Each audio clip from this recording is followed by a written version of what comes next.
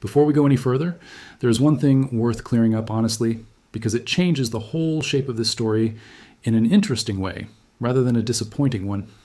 If you go looking for the truly nightmarish painted scenes ancient Egyptians actually created, the ones with severed heads, bound prisoners, fire pits, and monsters devouring souls, you will not find most of them inside the pyramids most people picture when they hear the word Egypt. The Great Pyramids at Giza and their slightly later cousins were built during the Old Kingdom, and their interiors are, compared to what came later, almost restrained. What you actually find painted and carved across the walls of Egyptian royal tombs at their most vivid, most disturbing, and most genuinely artistic comes from several centuries afterward. Once pharaohs had abandoned pyramid building entirely and started burying themselves in hidden, deeply excavated tombs cut straight into a remote valley of limestone cliffs on the west bank of the Nile. That shift matters because it explains why the single most jaw-dropping piece of frightening imagery from a genuine pyramid, and there is one, a text so violent that Egyptologists nicknamed it something you would not expect from a religious document, stands almost alone among Old Kingdom pyramids, while the truly overwhelming gallery of underworld horror comes from tombs that were never pyramids at all, but served the exact same purpose and belonged to the exact same god-kings. So let's take both. The real pyramid text that shocked the scholars who first translated it, and the astonishing, still largely unknown to the general public painted underworld that Egyptian pharaohs commissioned for themselves once they stopped building pyramids and started going underground in secret. We start inside the pyramid of a pharaoh named Unas, the last king of Egypt's 5th dynasty, who ruled roughly 4,300 years ago and was buried at Saqqara, the sprawling necropolis south of Giza that predates the more famous pyramids by generations. Saqqara itself is worth pausing on because it is not a single monument, but an entire ancient burial ground stretching for miles, home to Egypt's very first pyramid, the famous Step Pyramid of Djoser, along with dozens of later royal and noble tombs built across nearly 3,000 years of continuous use. It remains, even today, one of the most actively excavated sites in Egypt, with new tombs and chambers still being uncovered there on a regular basis. Hunas's pyramid is, from the outside, almost disappointing compared to its more famous neighbors. It has crumbled badly over the millennia, reduced to a low, rubble-strewn mound that barely resembles a pyramid at all anymore, easy to walk past without a second glance if you did not know what was hiding inside it. But step through the narrow descending corridor into the burial chamber and you find something that changed Egyptology forever, because the walls and ceiling of that chamber are covered, floor to ceiling, in the oldest known religious writings in human history. Egyptologists call them the pyramid texts. Hundreds of carved and painted hieroglyphic spells, incantations, and instructions meant to guide the king's spirit safely through the dangers of the afterlife and up into the sky to join the gods. The hieroglyphs themselves were originally filled in with blue-green pigment, a deliberate design choice meant to echo the color of the primordial waters the Egyptians believed existed before creation itself, and the ceiling above them was painted with a field of stars, transforming the burial chamber into a private, eternal night sky just for the king. Most of the text is exactly what you would expect from a royal funerary spell collection: prayers for safe passage, protective charms against snakes and scorpions, formulas asking the sun god to recognize the king and welcome him. When French Egyptologist Gaston Maspero first entered Unas's pyramid in 1881 and began translating the walls, he uncovered what turned out to be the oldest substantial body of religious literature ever found anywhere on Earth, older than anything preserved from Mesopotamia, older than any surviving Hebrew scripture, older than the earliest Vedic hymns of India. The sheer age of the material is part of why the Cannibal Hymn hit scholars so hard when they finally worked through its meaning. This was not some later, more theatrical embellishment added by a civilization already comfortable with elaborate underworld mythology. It was there from the very beginning, carved into the walls of one of the very first pyramids ever built with these particular funerary texts, suggesting that this violent, almost predatory vision of royal power over the gods was not a later invention, but something close to a foundational belief. But tucked among those spells is a passage that has genuinely unsettled scholars since it was first translated in the early 20th century, a section modern Egyptologists refer to, somewhat informally but accurately, as the Cannibal Hymn. In it, the dead king is not described as humbly ascending to join the gods as an honored guest. He is described as a hunter who stalks the gods themselves like prey, a being whose attendants round up the gods for his meal, who cooks them in his blazing cauldrons and who literally eats them, devouring their magic, their wisdom, and their power along with their flesh, so that everything they once possessed becomes his alone. The text describes the king's court of assistants slaughtering the gods for him the way a butcher would prepare cattle, describes him swallowing their hearts and feeding on their entrails, and closes with the unmistakable declaration that whatever divine authority existed in heaven and on earth now belongs to the king alone, because he has consumed the very source of it. It is a startling piece of writing to encounter carved into the private burial chamber of an old kingdom pharaoh, precisely because it reads less like a prayer and more like an act of cosmic conquest. A king asserting in the most visceral language available to Bronze Age Egyptian theology that death has not diminished him but transformed him into something that devours divinity itself.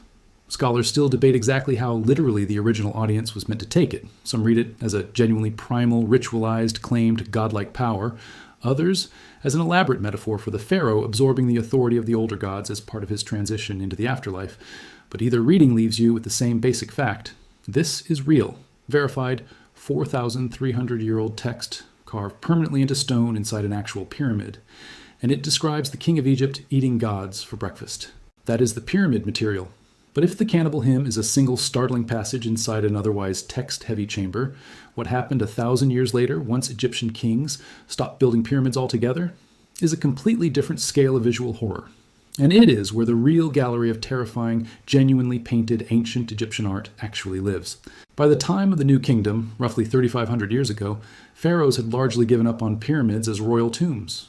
The reasoning was practical rather than religious. Pyramids were enormous, visible, unmistakable advertisements of exactly where a king's treasure was buried. And by this point in Egyptian history, tomb robbery had become a serious, well-organized problem. One Egyptian records themselves complain about openly, including surviving trial documents describing tomb robbers caught, interrogated, and punished for looting royal burials that were supposed to be inviolable.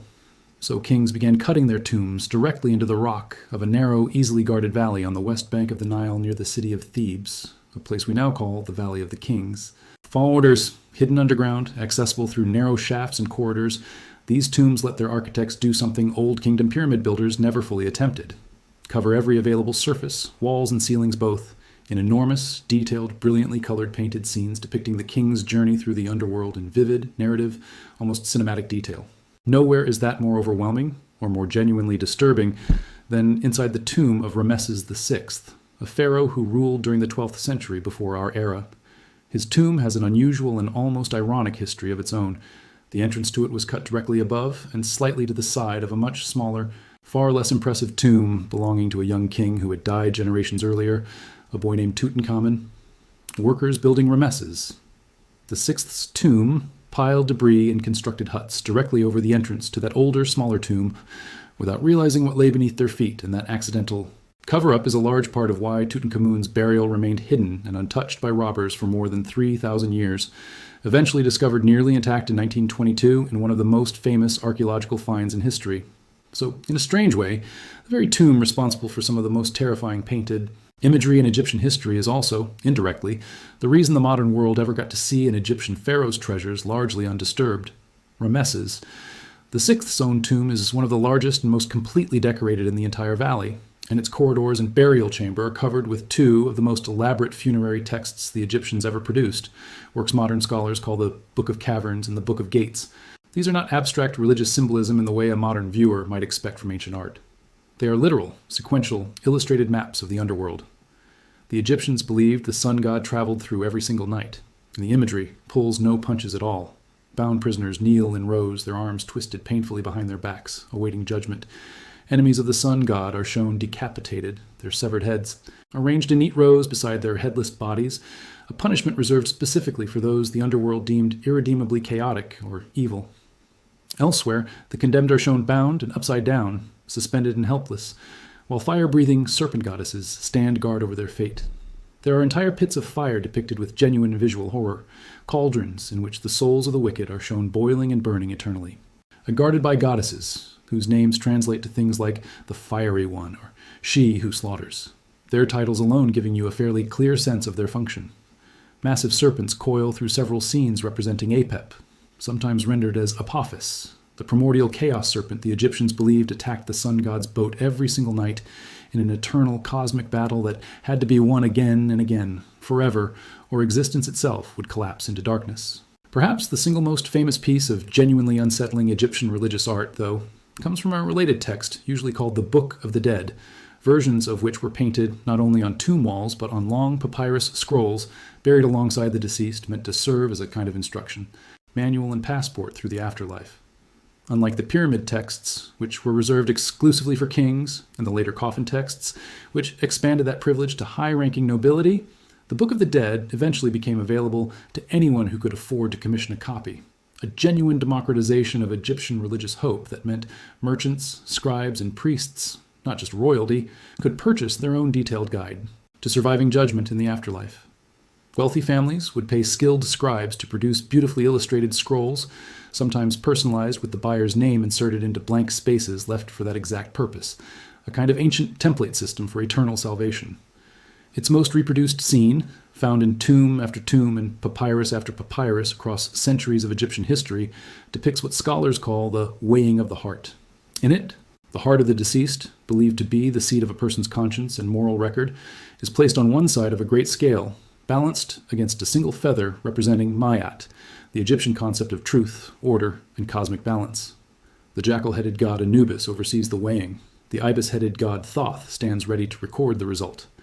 And crouched beside the scale, waiting, is one of the most genuinely monstrous creatures in the entire Egyptian pantheon, a composite beast the Egyptians named Ammit, whose head is that of a crocodile, whose torso and forelegs belong to a lion, and whose hindquarters are those of a hippopotamus. Three of the animals ancient Egyptians actually feared most in the natural world, deliberately fused into a single hybrid horror. If the heart on the scale proves heavier than the feather, weighed down by a lifetime of wrongdoing, Ammit does not merely kill the soul in front of her. She devours it whole on the spot, and that soul ceases to exist entirely. Denied not just paradise, but any form of continued existence at all, arguably, a fate the Egyptians considered even worse than a painful afterlife, since it erased the person completely from both this world and the next. Egyptian texts sometimes refer to this fate as the second death, a genuinely chilling concept once you understand what it meant to people who had already accepted that their physical body would die once. The idea that a person's very soul, their identity, their memory, everything that made them who they were, could be permanently annihilated rather than simply relocated to a difficult afterlife, represents one of the bleakest possible outcomes any ancient religious system ever offered its followers, and it is precisely why so much of Egyptian funerary preparation, the mummification, the spells, the amulets, the offerings, existed to prevent exactly this outcome. This is not an artist's invention for shock value in a museum exhibit or a documentary. It is a scene ancient Egyptians genuinely believed awaited every single person after death, painted with total sincerity on the walls of real tombs and the funerary scrolls of real people, meant to be looked at, meditated on, and feared. What makes all of this more remarkable rather than less, once you actually understand the history behind it, is how deliberately the Egyptians distinguished between different kinds of frightening imagery for different purposes. The demons and monsters that guard the gates of the underworld in these texts, the fire-breathing serpent goddesses, the decapitating guardians, the knife-wielding protectors stationed at each gate, the sun, God's boat had to pass through every night, were not depicted as villains from the ordinary viewer's perspective. Each gate in the Book of Gates, for instance, is guarded by a specific named deity, and the texts painstakingly instruct the deceased on exactly what to say and which name to invoke at each one, functioning almost like a series of increasingly difficult security checkpoints, each demanding its own specific password drawn from theological knowledge only the properly prepared dead were supposed to possess. Get the name wrong, or fail to know the correct spell, and the same guardian who would otherwise wave you through could turn hostile, which is precisely why these tombs were so packed with text alongside the imagery, since the paintings alone were never meant to be enough.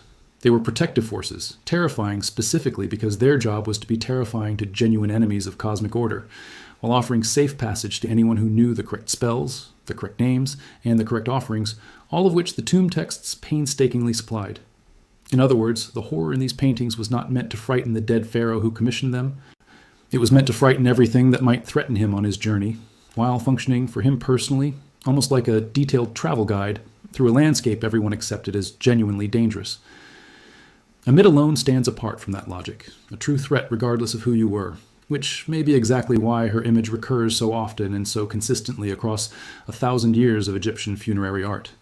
Even a king had to pass that particular test.